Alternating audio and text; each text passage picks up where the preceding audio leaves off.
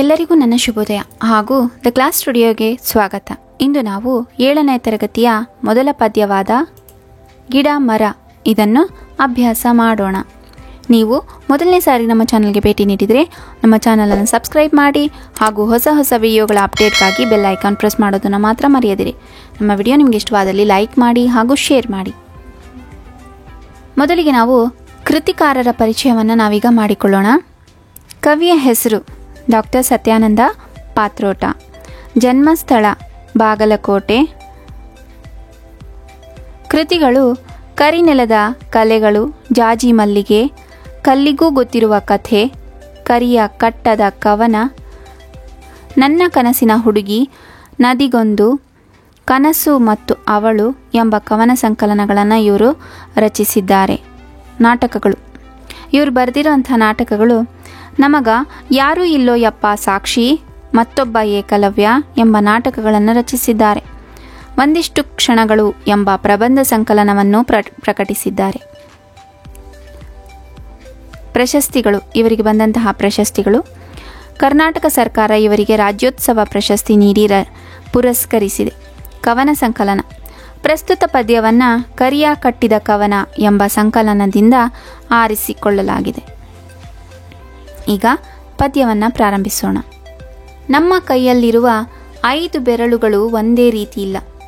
ಪ್ರತಿಯೊಂದು ಬೆರಳನ್ನು ಅದರದೇ ಆದ ಕಾರ್ಯಗಳಿಗೆ ನಾವು ಬಳಸುತ್ತೇವೆ.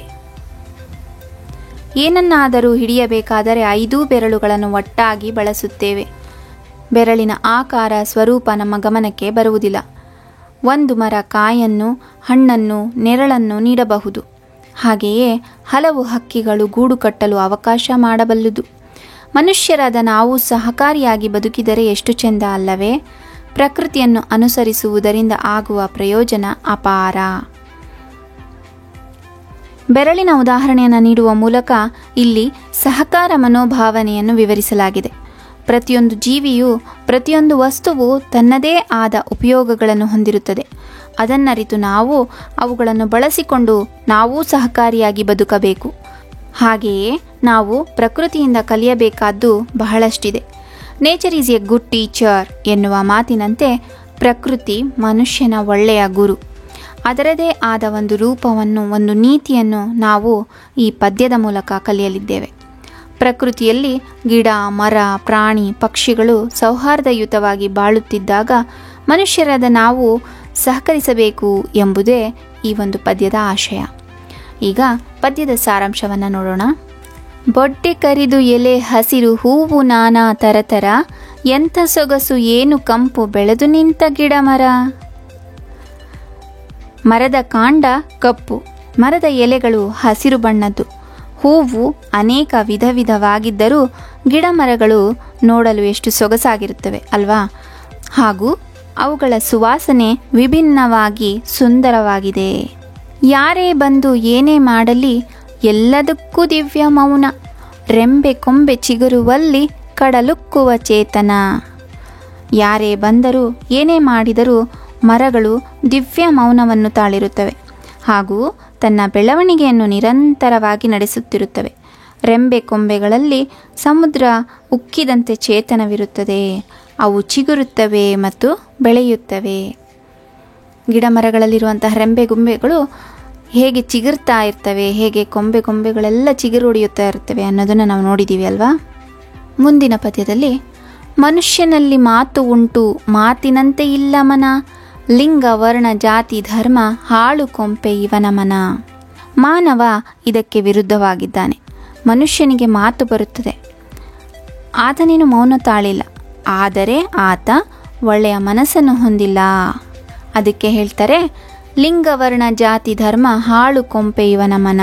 ಅಂದರೆ ಈತ ವರ್ಣ, ಭೇದ, ಜಾತಿ, ಧರ್ಮ ಇವುಗಳಿಂದ ಭೇದ ಭಾವ ಮಾಡುತ್ತಾ ನಡೆದಂತೆ ನುಡಿಯದೆ ಜೀವನವನ್ನು ಸಾಗಿಸ್ತಾನೆ ಅಂತ ಹೇಳ್ತಾ ಇದ್ದಾರೆ. ಜಾತಿ ಗೀತಿ ಲಿಂಗ ಧರ್ಮ ಮೀರಿ ಬೆಳೆದ ಗಿಡ ಮರ, ಅವನು ಇವಳು ಅದು ಇದು ಎಣಿಸುತ್ತಿಲ್ಲ ಒಂದು ದಿನ. ಮನುಷ್ಯ ಹೇಗೆ ಜಾತಿ, ಧರ್ಮ, ಲಿಂಗ ಹೀಗೆ ಎಲ್ಲವನ್ನೂ ಮನುಷ್ಯ ಮಾತ್ರ ಅನುಸರಿಸ್ತಾನೆ. ಆದರೆ ಗಿಡ ಮರಗಳಿಗೆ ಅವುಗಳ ಗೋಜಿಲ್ಲ. ಗಿಡ ಮರಗಳು ಇದನ್ನೆಲ್ಲ ಮೀರಿ ಬೆಳೆದು ನಿಂತಿವೆ. ನೋಡಿ, ಅವು ಪ್ರಕೃತಿದತ್ತವಾಗಿ ಹೇಗೆ ತಮ್ಮ ಕಂಪನ್ನ ಬೀರೋದನ್ನು ನಿಲ್ಲಿಸೋದಿಲ್ಲ, ತಾವು ಬೆಳೆಯೋದನ್ನು, ತಾವು ಚಿಗುರೋದನ್ನು ನಿಲ್ಲಿಸೋದಿಲ್ವೋ, ಹಿತವಾದ ಗಾಳಿಯನ್ನು ನೀಡೋದನ್ನು ನಿಲ್ಲಿಸೋದಿಲ್ವೋ, ಹಾಗೆ ಮನುಷ್ಯ ಕೂಡ ನಿಸ್ವಾರ್ಥಿಯಾಗಬೇಕು. ಅವನು, ಅವಳು, ಅದು, ಇದು ಅನ್ನೋದನ್ನು ಬಿಡಬೇಕು ಅಂತ ಹೇಳಿ ಈ ಒಂದು ಪದ್ಯದ ಮೂಲಕ ಹೇಳೋದಕ್ಕೆ ಪ್ರಯತ್ನಿಸಿದ್ದಾರೆ. ಬೊಟ್ಟೆ ಕರಿದು ಎಲೆ ಹಸಿರು, ಹೂವು ನಾನಾ ತರತರ, ಬಿಸಿಲು ಮಳೆ ಚಳಿಯ ತಡೆದು ಅರಳುತಿಹವು ಅನುದಿನ. ಮತ್ತೆ ಕವಿ ಹೇಳ್ತಾರೆ, ಕಾಂಡ ಕಪ್ಪು ಹಸಿರು ಎಲೆ, ವಿಧ ವಿಧವಾದ ಹೂಗಳು, ಬಿಸಿಲೇ ಇರಲಿ ಮಳೆಯೇ ಇರಲಿ ಚಳಿಯೇ ಇರಲಿ ಎಲ್ಲವನ್ನೂ ತಡೆದುಕೊಂಡು ಅರಳುತ್ತಿವೆ.